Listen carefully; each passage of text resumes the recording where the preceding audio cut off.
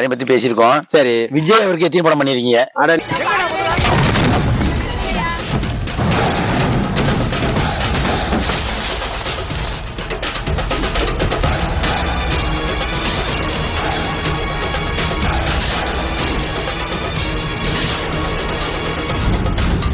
நிறைய படம் பண்ணிருக்கேன் அவருக்கு. அப்படியா? அது முதல் படம் என்ன படம் பண்ணீங்க? முதல் படம் நான் அவர்கிட்ட ஒர்க் பண்ண படம் செல்வான்னு ஒரு படம். சரி. பவித்ரன் தயாரிப்பாளர். டைரக்டர் பவித்ரனா? டைரக்டர் பவித்ரன் தயாரிப்பாளர். அண்ணா இவரு, அவர் பேர் நல்ல பேர் மாத்திட்டான். அவரு டைரக்டர். படம் வந்து ஃபுல்லா எல்லாம் ஒக்கனகல்ல அதிகம். ஒக்கனகல், ஊட்டி, இந்த மாதிரி 2 ஹீரோனி. பெரிய சேலஞ்சான படம். பெரிய அறிவியல் இந்த பக்கமும் அந்த பக்கம் ரோப்பு கட்டி ஃபுல்லா அதுல இருந்து ஃபுல்லா ஃபைட்டு. அதுலதான் அண்ணன் வந்து இவரு ரகுவர் அண்ணா வந்து கல்யாணம் பண்ணிட்டு வர்றாரு. முத கல்யாணம் பண்ண படம் அந்த படம் தான். அந்த படத்தெல்லாம் கல்யாணம் பண்ணிட்டு ஹனிமூன் அங்கதான், ஊட்டியில தான் அந்த படம் ஃபர்ஸ்ட் அந்த படம் ஒர்க் பண்ணேன். அது ரொம்ப சேலஞ்சான படம். அது சுமாராதான் போச்சு, ஒன்னும் பெருசா சொல்றதுக்கு இல்ல. அதுக்கப்புறம் தொடர்ந்து நிறைய படம் ஒண்ணா பண்ணிட்டு வந்தேன். அப்படியே போயிட்டு இருந்துச்சு.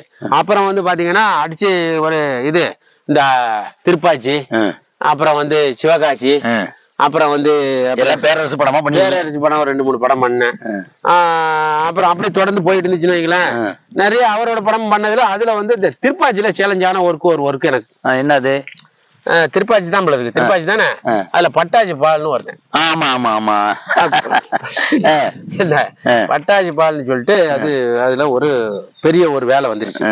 அப்ப சூப்பர் குட் படம் பேரரிச்சு. அதுல ஃபர்ஸ்ட் படம் கூட்டு என்ன பண்ணிட்டாங்க, ஃபுல்லா அந்த இதை எடுக்கணும், இது எப்படி எடுக்கிறது அப்படின்னு கேட்டாங்க. ஆனா இந்த மாதிரி வரணும். ஒருத்தனை கட்டி போட்டுட்டு பட்டாசை போட்டுட்டு அவனை கொளுத்தி விட்டு அந்த பட்டாசு வெடிச்சுக்கிட்டு போயிருக்கோம். இந்த பட்டாசு பாலுங்கிற ரவுடி அதுல கூடவே நடந்து போவான். அது அவன் அடி வச்சா நின்றுடணும். அடி எடுத்தா போய் வெடிச்சுக்கிட்டே போய் அவனை வந்து ஃபயர் ஆகி அவன் அதிலே சாகணும். அந்த மாதிரி காட்சி வச்சுட்டாங்க. சரி, ஓகே பண்ணிக்கலாம் அப்படின்ட்டேன். நான் எந்த வேலையுமே பண்ண முடியாதுன்னு சொன்ன சேலஞ்சே கிடையாது. சரி, அது கடவுள் கொடுத்த வரேன் எனக்கு. சரி, ஓகே நான் சேலஞ்ச் பண்ணிட்டேன், பண்ணிக்கலாம் அப்படின்ட்டேன். பண்ணிக்கலாம்னு சொல்லிட்டு எப்படி பண்ணலாம் அப்படின்னு சொல்லி சிவகாசிக்கு அடிச்சு இந்த மாதிரி பண்ண முடியுமான்னு கேட்டேன். அதெல்லாம் முடியாதுட்டாங்க. அப்படியெல்லாம் செய்ய முடியாதுங்க, அதெல்லாம் சும்மா ஆபத்தான வேலை, நீங்க எப்படிங்க செய்ய முடியும்ட்டாங்க. சரி, நானே ஒரு ஐடியா பண்ணி அதை ஒரு சிம்பிளா ஒரு சேர்ந்த இதுகள் பண்ணி பார்த்தேன். ஒரு கூட்டாயிச்சு அடிச்சம் பார்க்கணும் ரெடி பண்ணி கிட்டத்தட்ட ஒரு 1 லட்ச ரூபா வாங்கி காலீஸ்வர் ஃபயர் கம்பெனின்னு ஒண்ணு இருக்கு, அதுல எல்லா மெட்டீரியல் இறக்கி அந்த மெட்டீரியல் ஆல்ட்ரேஷன் பண்ணி ஸ்டார்ட் பண்ணேன். அந்த தமிழ் சினிமாவே ஒரு திரும்பி பார்த்துச்சு. இது ஒரு மிகப்பெரிய ஒரு வேலையை செஞ்சு கொடுத்தேன் அவங்களுக்கு. அப்படியா? ஆமா, அடி எடுத்து வச்சா நிக்கணும், பக்கத்திலேயே நடந்து போலாம். ஆனா வெடிக்கும், யாருக்கும் எந்த ஆபத்தும் ஆகாது. தடப்பட நல்லா வெடிக்கும், சவுண்ட் கொஞ்சம் கம்மியா தான் இருக்கும். ஆனா வெடிக்கும், ஃபயர் ஆகும், அது பெரிய லெவல்ல போய் அடிக்காது. அதோட வேல்யூவை குறைச்சிட்டேன். புரியுது.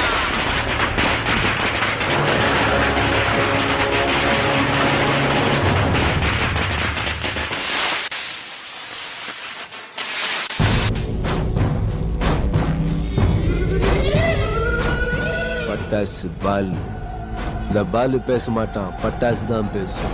அதோட வேல்யூவை குறைச்சு பண்ணேன். அது எந்த இடத்துல போய் நிக்கிறோ அந்த மாதிரி நிக்கிற மாதிரி சிஸ்டம் வச்சேன்.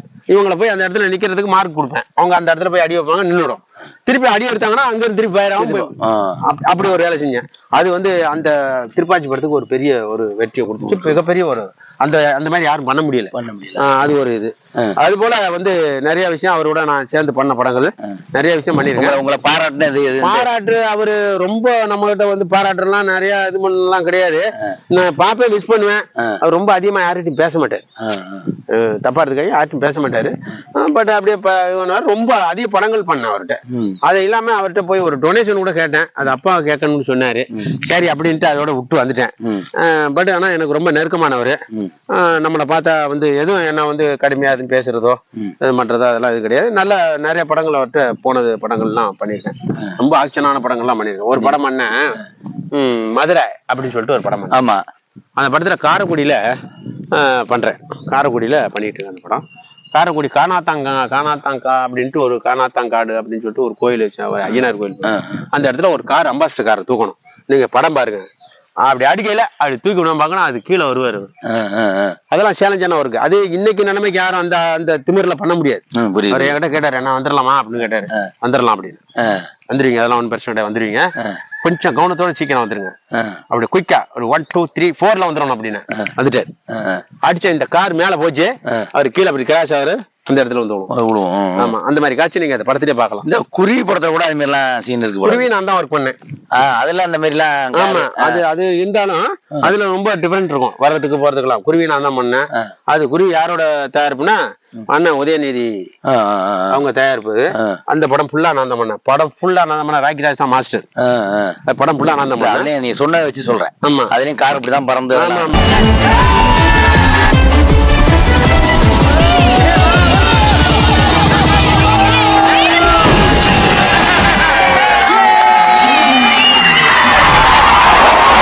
அது நிறைய கார் பறந்து அடிச்சு தூக்கிருப்போம். ஒரு காரை கூட இதுல நம்ம குற்றாலம் போற வழியில ஒரு ரயில்வே ட்ராக்ல வச்சு அடிச்சிருப்போம். மேல போய் அடிச்சு இடிக்கி விழிஞ்சு விழுற மாதிரி.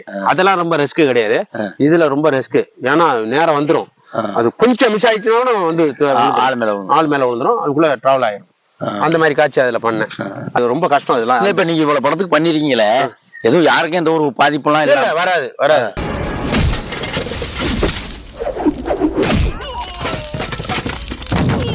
வராத அளவுக்கு பண்ணதுனாலதான் நான் இவ்வளவு தூரம் வந்து பேர் பெரிய பப்ளிசிட்டி ஆயிடுச்சு.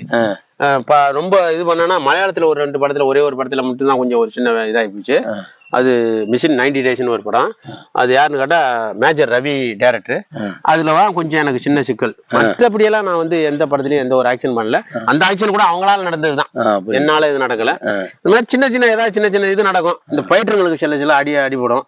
அதெல்லாம் சமாளிச்சுக்க வேண்டிய, வேற ஒன்றும் அதுல பெருசாலாம் இது இருக்காது. இந்த மாதிரிதான் என்னோட இது போனது. அதனால அண்ணன் விஜய்க்கும் எனக்கு இன்னைக்கு பார்த்தாலும் விஜய் நான் நேரடியா பேசக்கூடிய. இன்னைக்கு நான் பார்த்தாலும் என்ன விஷயம் வந்திருக்கு அப்படின்னு கேட்பேன். நான் வந்து எந்த உதவியும் அவர்கிட்ட கேட்க மாட்டேன். மற்றபடி எந்த ஒரு இதா பார்த்தா உடனே என்னன்னு கேட்கக்கூடிய ஒரு மனிதன் தான். அதுல எல்லாம் குறையா சொல்ல முடியாது. மற்ற அது நம்ம நெருக்கமான ஆள். நான் போய் பாக்குறது இல்லை, அவ்வளவுதான்.